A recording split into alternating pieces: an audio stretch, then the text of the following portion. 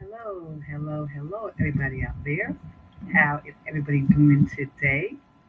My name is Coach Dawn Allen. I'd like to welcome you.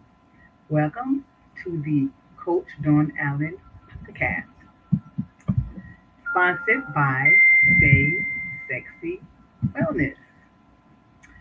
I'm your host, Coach Dawn Allen, and tonight we're going to do episode number 84.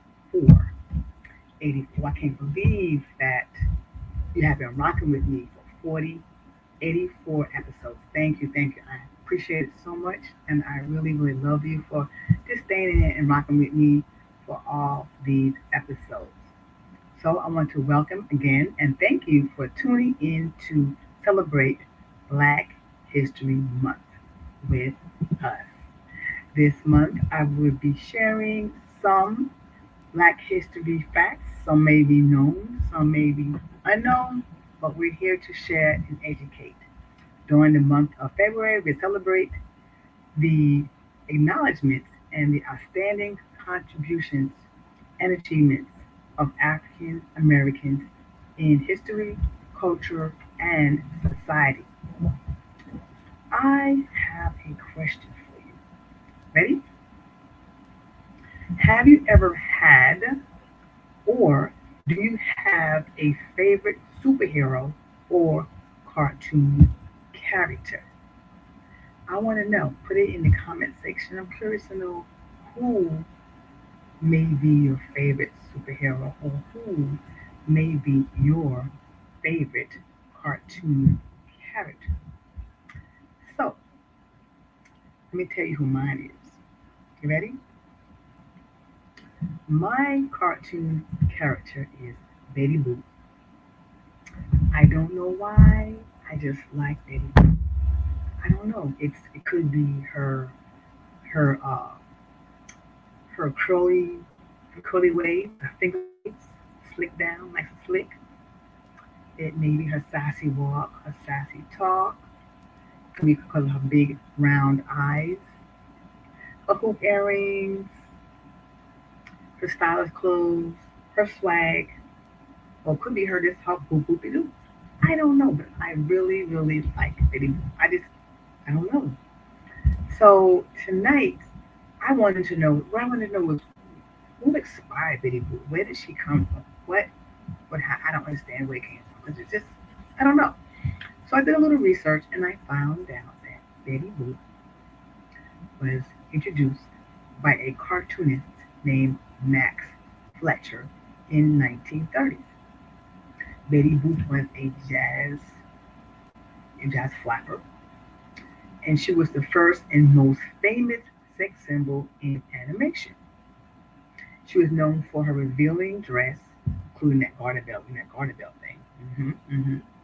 Her curvaceous figure, her signature vocals, her boop boop doo. And what it said was the inspiration for Betty Boop was traced back to an African American jazz singer named Esther Lee Jones, or AKA Baby Jones. And when Baby Esther performed, she did some child sounding scats. She had like a baby voice, and she do like boop boop loops, and she had a lot of baba B sounds, baba and dada when she sang, and that's why they thought perhaps she was the catalyst behind um, Mac Fletcher choosing her as the muse for Kitty Boo. So tonight I'm going to talk to you about Esther Lee Jones, an African American jazz singer. So it was believed, like I said before, that she was the inspiration behind Betty Boop. So Baby Esther was born in Chicago around 1919, and she did a kitty act. And back then they really didn't know the exact child's age because they wanted them to stay young or old. However they did it, however it was marketable. So they really didn't know the exact age of these children because they wanted to be kind of stay young looking or using them as youngsters as long as they could. So the background was between the ages of 4 to 6, she won a Charleston contest, and in the audience was Lou Bolton, and he was a theatrical agent, and he signed Kitty Acts. So he signed her, and in those times, in the early 1900s, Kitty Acts were very popular, and they used names in front of the names like little, miniature, and baby. So these names, these words were put in front of the names to let them know that it was a child's act. So Esther had several names. She was Little Esther, Little Florence Mills, Miniature Florence, Farina, and she was mostly known for the name of Baby Esther. So early 1928, Miniature Florence Mills was performing in a restaurant. Okay, and her father and her agent was arrested. They were imprisoned and they were fined because they allowed a minor to perform without a permit. Now, they wasn't arrested or in trouble because she was performing in an after hour club. No. And they wasn't arrested because she was performing in a club that had alcohol. No. They were arrested because she was a 9-year old and did not have, she was working without a permit. That's why they was arrested, fined, in jail because of the permit. Not because of the alcohol and not because it was after hours. Just want to make it clear. So then from there, because of there, she went to Europe. They went to Europe. And like many African Americans at that time in 1920s, Europe was embracing African Americans. They were very successful, and there were a lot of successful opportunities for them to work, and they were respected. And when she was there, she did very well. But da, da, da, mom reported that the agent Lou was doing some funny things with the money. He was mismanaging the money, and they let him go in March 1929. Went back to the United States. So what they did, they replaced him with an African American named Sidney Garmar. He's an expat living in France, and he was the family. He translated French for them, and he became Baby's new manager. Now, under him, things were right. She became the highest paid child performer in the world. Okay? She performed in many places. She performed at the Royal Palace in Spain. She performed in Norway, Sweden, South America. She also performed in the famous Moulin Rouge and the La Scala. And she also, these were sold out places. Okay, the Moulin Rouge and La Scala. Let me get that clear. And she also shared the stage with the famous Josephine Baker. So she was doing it in Europe. And once again, a little scandal came about. So in Stockholm, Sweden, a restaurant refused to serve her milk. They refused to serve her party. So the owner was called Bernada Tom Tom, who was American. So you already know. Okay. So the Stockholm Dak Bag was a newspaper, and they did a survey.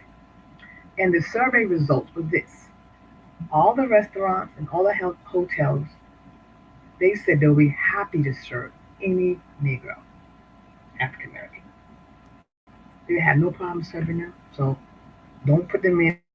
Don't put them in the category of Tom Tom. They're not that thing away. That's not there. So don't.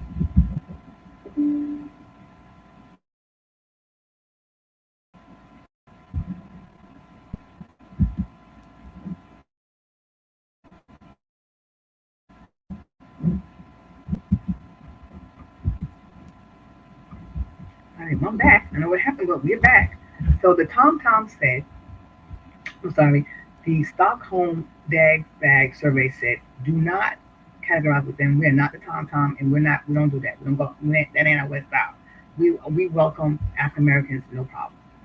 So with that, the public outcry demanded all that negativity from around the Tom Tom. They closed. Okay, they closed, and that was that. So Baby was very popular in Europe, like I said, but the white stream newspapers ignored her status. They did not care about status. They ignored her and gave her no type of play. So in 1932, she returned back to the U.S. unknown. And she was older now, so she really wasn't able to use that baby voice anymore, not like she used to, which she was famous for. She did get a job. She was hired at the Cotton Club, but this time she was not a headliner. The Cotton Club is a club in Harlem, and she was not the headliner. This time she was a member of Cab Calloway's famed Sophia Doll dance troupe. So now she was part of a dance group. She was a headliner, but she did get a little bit of play, but she was not the headliner this time. In 1934, here we go again. Scandal happened again. So in 34, like I said, she was working at the Cotton Club. Okay, she was doing her thing. So Helen Kane, a white movie and radio star, sued Max Fletcher and studio. So it was a court case of Helen Kane versus Max Fletcher and studio. So what Helen Kane was saying that Baby Esther, uh, I'm sorry, that Helen originated the boo bop, the bitty bee bop bop style, that the child likes getting, that was she had that first, and that Baby Esther imitated her. Well, what happened was there was video evidence, okay, forensic video evidence that Baby Esther performed at a nightclub. I think it was the Cotton Club, and it was on evidence with a video of her performing at the Cotton Club, and so that predated Kane's story that she originated. She did not originate that style. I mean, scatting was done previously before that, but the particular bitty boo bop bop style uh, that Esther did was on film that she did it first. So, so what they said was Kane tried to swagger Jack Esther, but it did not work. In 1934, at the age of 15, baby Esther left the limelight. It was probably said that because of the court case and all the bad publicity, that she just probably had enough, and they never really heard of her again so much. I think after that, she might have maybe she probably didn't have a lot of money, and she just I don't know, didn't really say too much what happened after that, but she did leave the limelight in 1934 after the court case. So PBS did a special. So the question is this: is Baby Esther Lee Jones the real Baby Boop? So PBS did a special September. They said that she was, but the grandson of Max Fletcher, he gave his view on it, or his facts. He said his grandfather did not have any one particular in mind when he created Betty Boop. The grandson said that he was inspired by the era. He was inspired by the jazz era. He was inspired by the fashion. He was inspired by the music and the many famous people of that era. So it wasn't any one particular person who was inspired, but inspired by many individuals. So it was said that the grandson said that Esther was not the only one that inspired him. It was the whole era, the fashion, the generation. So Betty Boop was something that he created by just the conglomeration of the time eras. So I just want to get that straight. And PBS had to recant that story because it wasn't quite 100% fact. So my girl Betty Boop, I still love her. I love her dearly so much that let me tell you what I got on my big fat girl here. I love Betty Boop. I ain't playing about that. I do. So I even wear my PJs that my sister bought me because she knows I love Betty Boop so much that I have my PJs. Rock it, baby. I'll rock me some PJs. See? Ta-da! I'm not even playing. I love my girl, Betty Boop. Here I go. Ta-da! Yes, I do. I ain't gonna kid no facts. I love her. So, in that in mind, all I have to say for this evening, I hope that you enjoyed this evening information of Betty Boop's story and also Esther Jones' story. And I hope that you enjoyed that very, very much. And I'd like to thank you. And please, please, please put in your comments what is